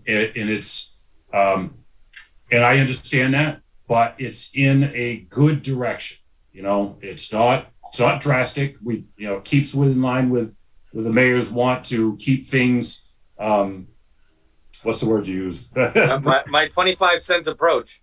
Predictable was the word. Predictable, buddy. Stable. It's not much, but it's something. And with everything going on right now, if we can give back to the taxpayers, I'm all in. You know that. There's no escaping that. So. And I will say that I appreciate that, Rick, because we've had a lot of discussions. You took my seat. Back when I was on the council, Eric and I we debated and we discussed a increase in the mill rate at that time, and we settled on 0.49, and we knew that if we got to that 0.49, that the following year that we could be even, and we were, and that was great. I think that if we stick to 0.26, if we move that 26 cents, go down to 25.50 per mill for the mill rate, that we may, in fact, again next year, come up even. I am hopeful. Some of you will have to do that math with me, Eric. I think that you may find that to be true. I'm going to give Clepac an opportunity to speak. Oh. Your hand was up. I just had the question. Sorry. I just had the question. Maybe it was said already, and I know it's $26 on $100,000 house or $125,000 house, but how much is that for the city? Like how much money are we giving up there? About $200,000. I see. Essentially what we've added in positions and what we might mitigate for brown tails and other pests. And we're going to give some of that back to the resident. It's not a lot, but it's a step in the right direction where everybody else is raising taxes. Yeah. We have been prudent. We have done the things that we are supposed to do. Councilor Green. So what are we talking about then in terms of the using surplus funds or monies from the general fund? I think without the assistant city manager position in there, I think that puts us somewhere around $300,000 total dipping into the surplus fund. Because I think the fire inspector position and the finance clerk basically put us even. And then we added $300,000 in expenses on top of that between not $200,000 to lower the mill rate and $100,000 for the brown-tailed moth. So I think that means we're going to have to budget to dip into our surplus by $300,000. Which I think, again, for me, and we don't have to be the babysitters of the taxpayer dollars in case something's going to happen later on down the road. We know that a reevaluation is going to come. This is the one thing that sort of gives them, it's not a lot of relief, but it's some. And when you do a reevaluation, the mill rate is going to drop. It's going to look like a relief, but it's not. It's just going to, values are going to be higher. Unfortunately, residents are going to shoulder that because commercial property is not going up at the same clip. But we have an opportunity that has not been granted to these residents in over a decade, Eric, that we've had any sort of mill decrease. It's always been an increase. We can set the trend. And I hope you said it with me. Anybody else?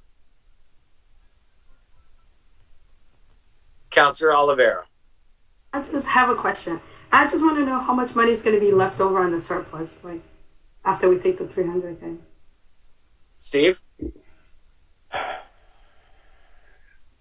It's going to be somewhere around $6.5 million. Right. And then, of course, the other thing is the $1.7 million in federal funds, which we're not sure what we may or may not be able to offset in our budget with that money. But yes, we're in pretty good shape with our surplus fund balance at this point. We are investing in our city and investing in our residents. Councilor Oliveira, then Rick Foss. So I got a question. So how much would it be to get the city assistant manager? I think that's another $70,000 position. Yes. On the tax levy. Are you trying to put that forward as an amendment? We sorry. I think we still have one open. Yeah, we still have one. Unless you fund it out of surplus. Okay. Councilor Green? Yeah, I mean, I like the idea of lowering the mill rate. I really do. But on the other hand, the people, I mean, the people who will benefit the most are the people in the higher economic brackets. And for, $25 on $100,000 home is, it is really a gesture. So I would like to propose that we really look at making sure that we allocate some of that 1.7 million to the people who've been hardest hit. And I know we talked about frontline workers, and I think that's great. But I think that that's really important, that if we're going to do this, it shouldn't be just a gesture. It should really produce some relief for the people who need it the most. I agree. And you'll be like, again, we didn't add that other stuff to the budget on purpose because that was going to be something that you were going to be able to do throughout the year to fully help the poorest among us and the people that need the help the most. But like I said, we all come up together. This is sort of one of those ways. It looks symbolic. Heck, it is pretty symbolic. It's $26. But $26 to somebody on a fixed income is 2 to 3 months worth of prescriptions. I mean, it seems that way, but there are other things further on down the road that we'll be able to do. Councillor Thomas and then Councillor Foss. Well, and this is one I've really come around on. And I do think it's important, especially with the new spending that we've added to the budget to do something to show, something to the taxpayers that we're looking out for them as well. And I think it's important that we fund these positions. I do see them as investments in our future. But I think we can do all the things that we've done so far. Plus we can give taxpayers a little bit of relief this year, which, for most people, maybe it is just a gesture, but I think it's an important one. Councillor Foss. Councilor Thomas, thank you. We haven't always seen eye to eye, but this is one of those topics that we have not seen eye to eye, and I like hearing that the work that we're doing right here, right now, in this minute, is going to be beneficial to everybody. Secondly, we would be remiss if we did not thank our state reps and senators to making revenue sharing and making that happen.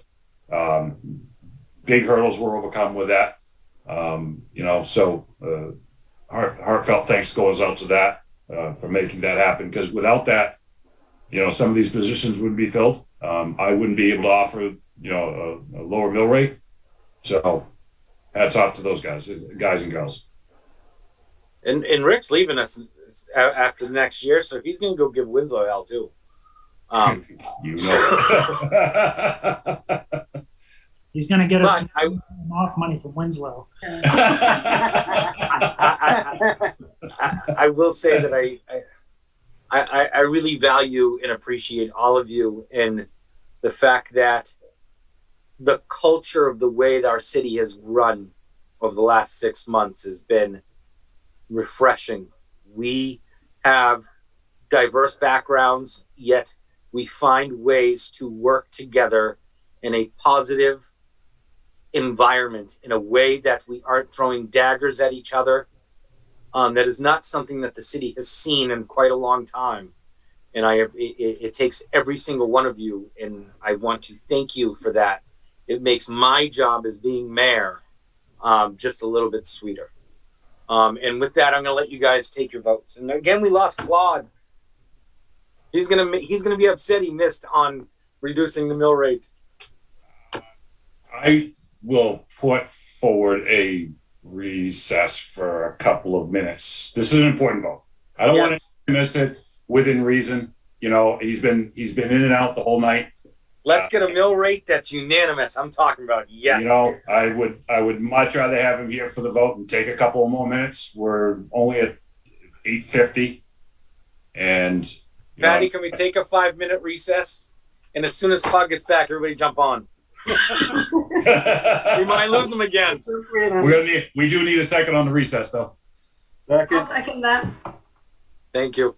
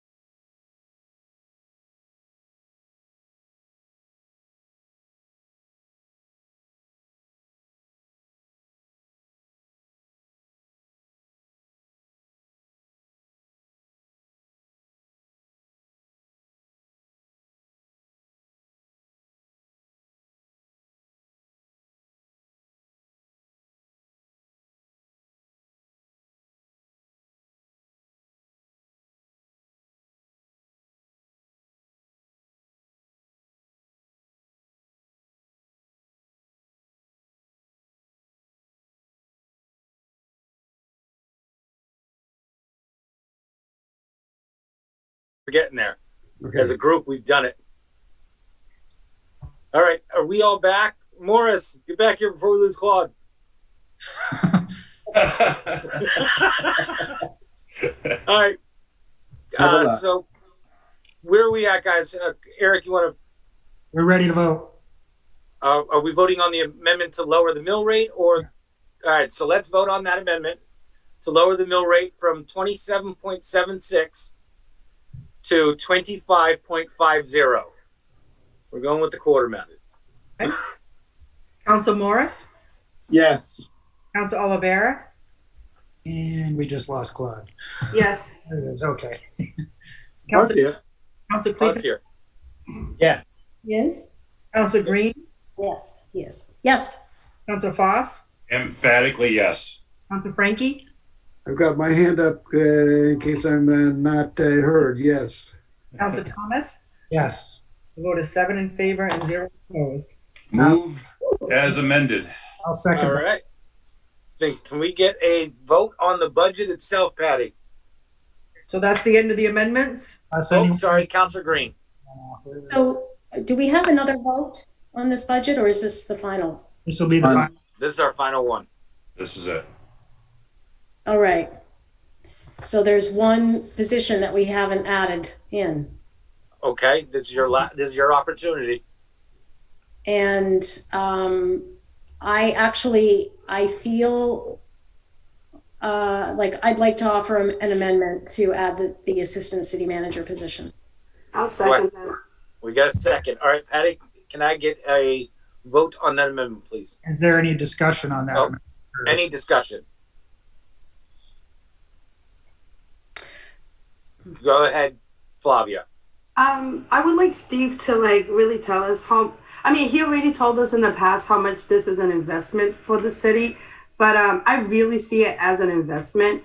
But I just want Steve to really talk a little bit about it and really to express how much it would really benefit the city to have an assistant.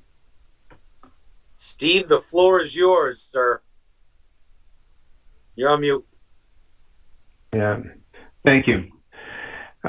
I believe this is a very, very important position for the city to have. It's one that will back me up. It will be a person that who can stand in for me when I'm not here.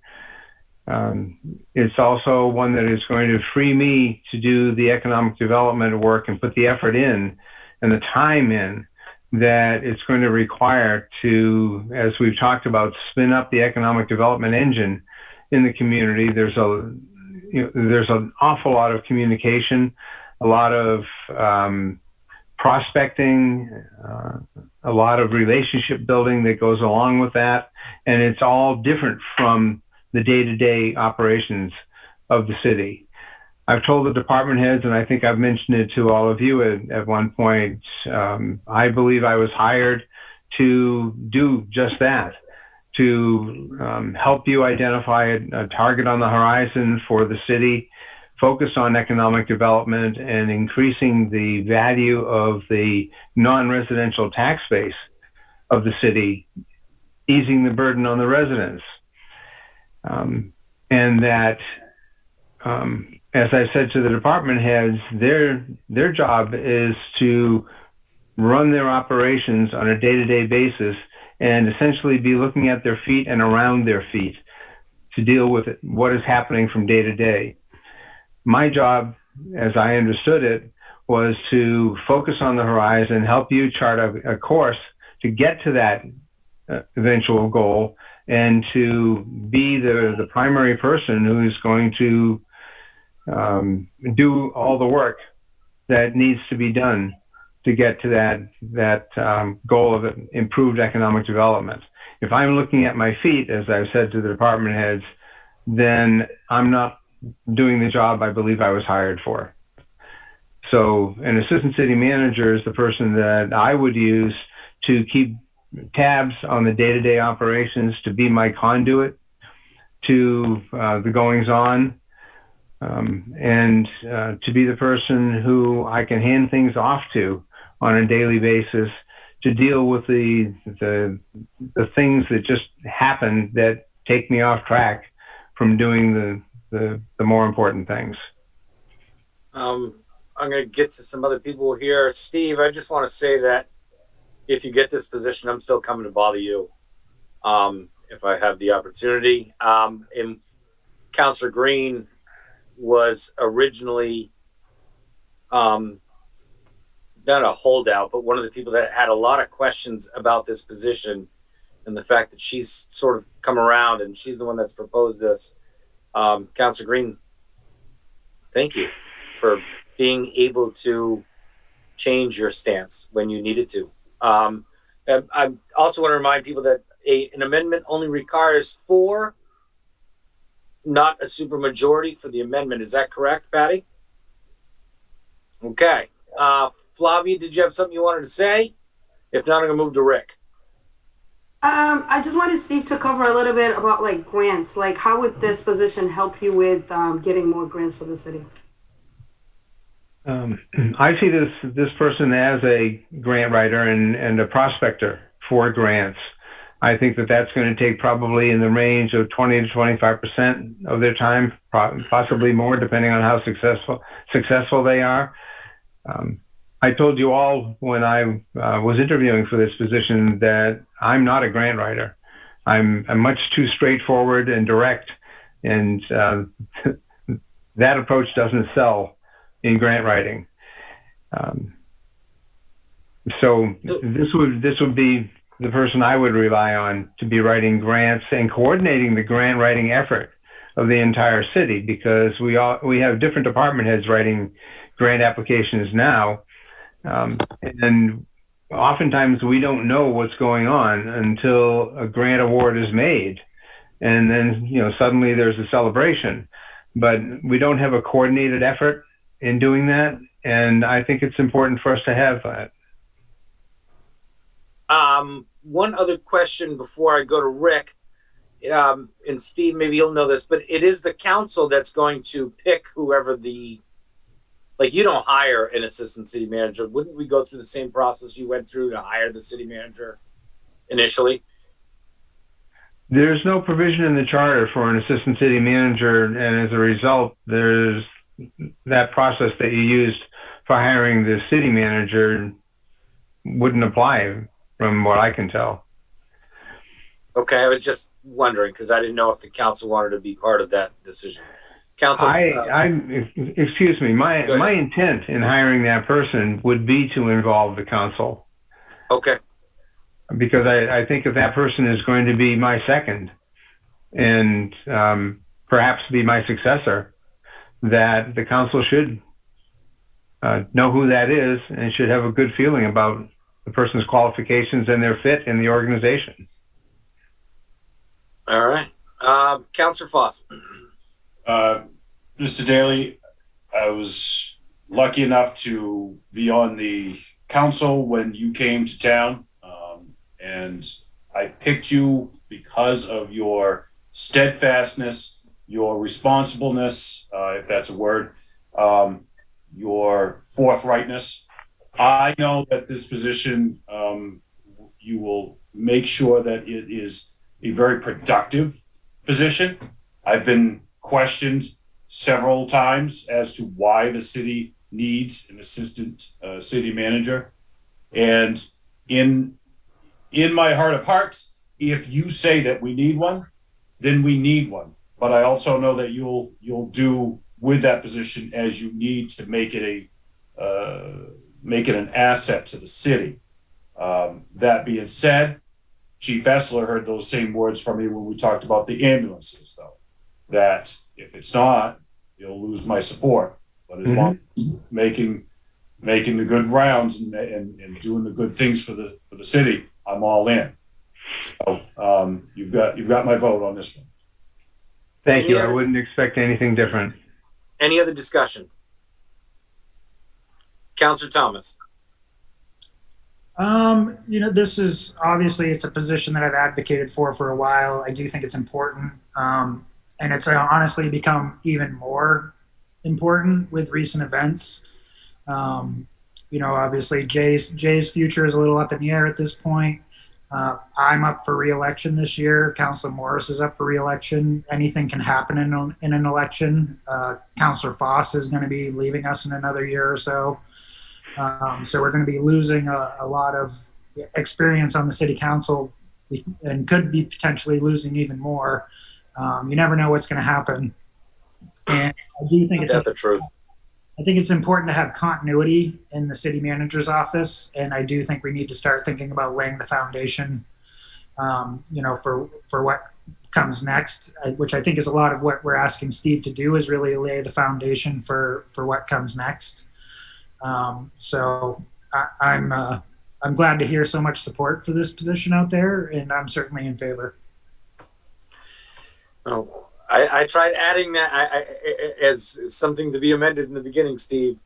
I understand that you need that sort of help. And like Eric said, we don't know what's going to happen from one day to the next. I definitely know that this week more than any other week.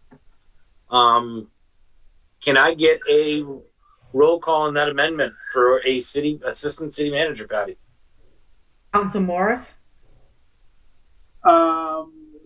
Yes. Councilor Oliveira, Yes. Councilor Klepak. Yep. Councilor Green, Yes. Councilor Foss, Yes. Councilor Frankie. He's absent. He fell off. Councilor Thomas, On everything. Yeah. Yes. the vote is 6 in favor and 0 opposed. Move is amended. Second. Patty, can we now get a final vote on our budget? Yes. Councilor Morris, Yes. Councilor Oliveira, Yes. Councilor Klepak, You bet. Yes. Councilor Green, Yes. Councilor Foss, Yes. Councilor Frankie. He was a yes. He emphatically said yes. We all heard him. We all heard. He was like, in case I fall off, my hand is up. I'm a yes. I'm a yes. Councilor Thomas, Yes. vote is 7 in favor and 0 opposed. We did it, guys and girls. Great job, everybody. It was a little longer than we wanted, but we did it.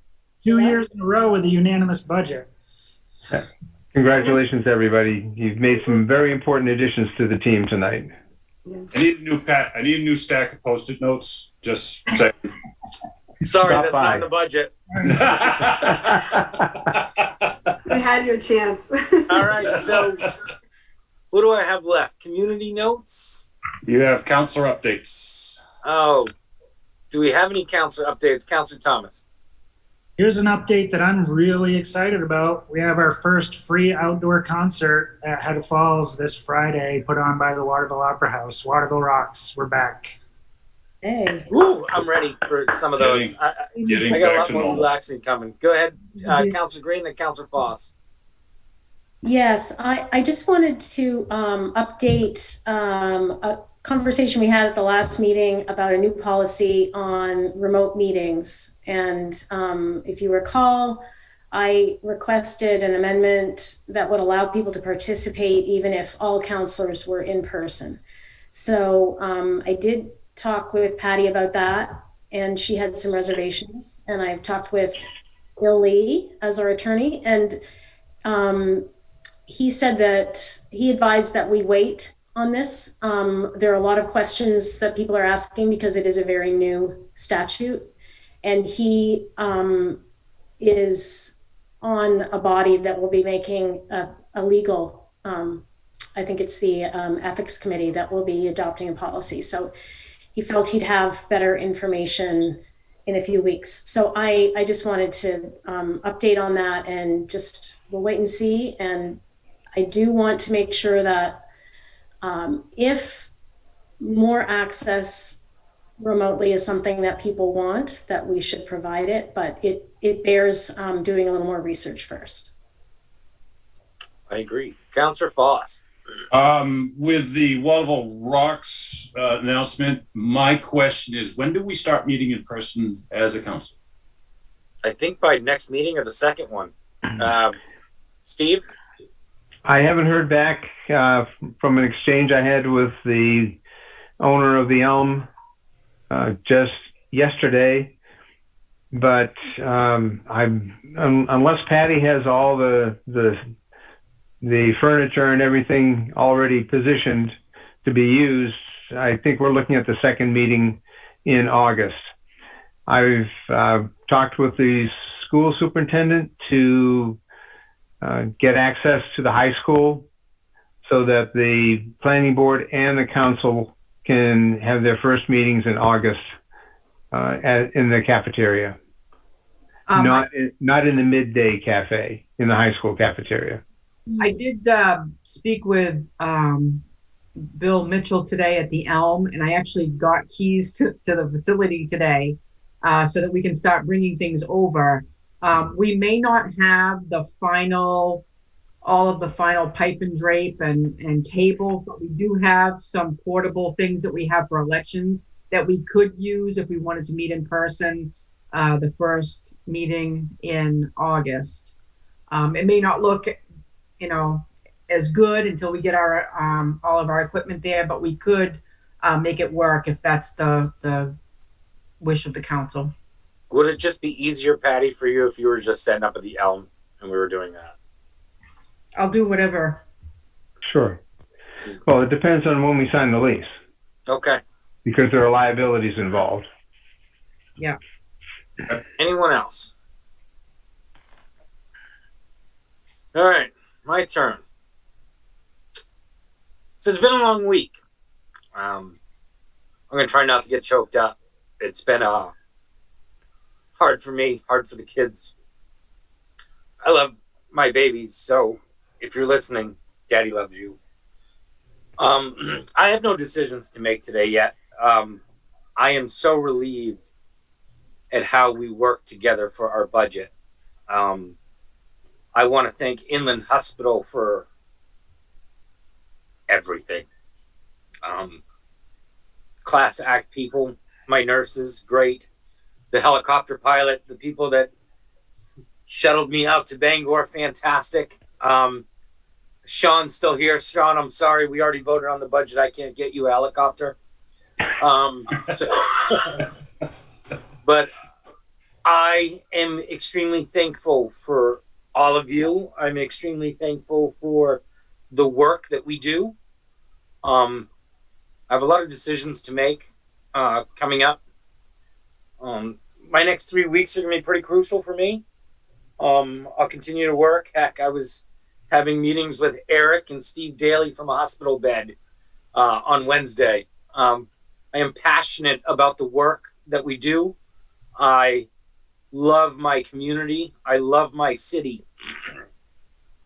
We're pretty diverse. We're a strange group of people. But I like that. We're all kind of quirky.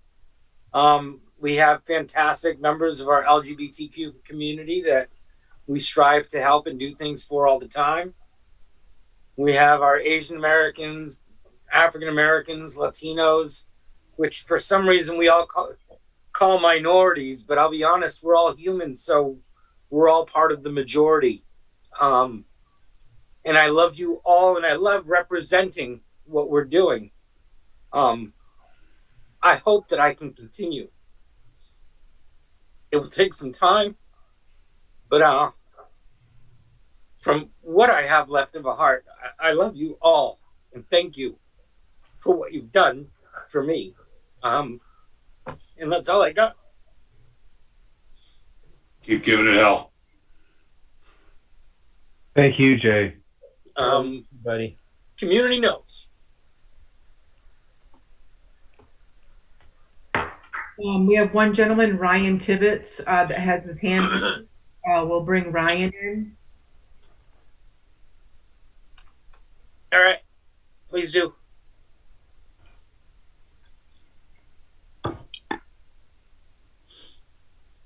Mr. Tibbetts, can you hear us okay? You're on mute right now. There we go. There you go, sir. You got me? Yes, we We do. got you, Ryan. Okay. Thank you very much. Some of you may remember me from a few months ago. I addressed the council regarding some signs that were placed on school grounds, ones that said all are welcome here. And at the time, it was understood that the signs were not appropriate to have on school grounds and that they should be removed. To date, from what I have seen, there is one sign remaining, and that is at the George J. Mitchell School. So I have returned to once again request that that sign be removed. Thank you, Ryan. Any other members of the community? I don't see any. I will make a motion to adjourn. Second. And that's how